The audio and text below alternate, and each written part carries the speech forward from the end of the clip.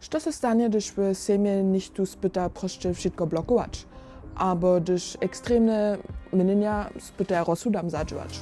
Sejm działa po konsensowym pryncypie. To znamienia rozsudy so zromadnie tworia, krok po kroku. Hakle, gdyż nikt więcej przeciwko tomu nie idzie dalej. To zaruczy, że so wszyscy słysza, a nikt w pozadku dalej przeciwko rozsudam nie działa. To tole wieczne traje.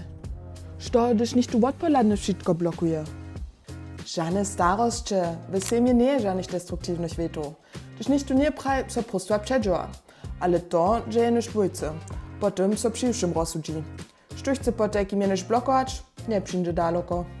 A ekstremne nalady? Te nie trzeba nikt tu sobu nieść. Konsens stara so o to, że so żadne radykalne mynienia nie przetwórcza.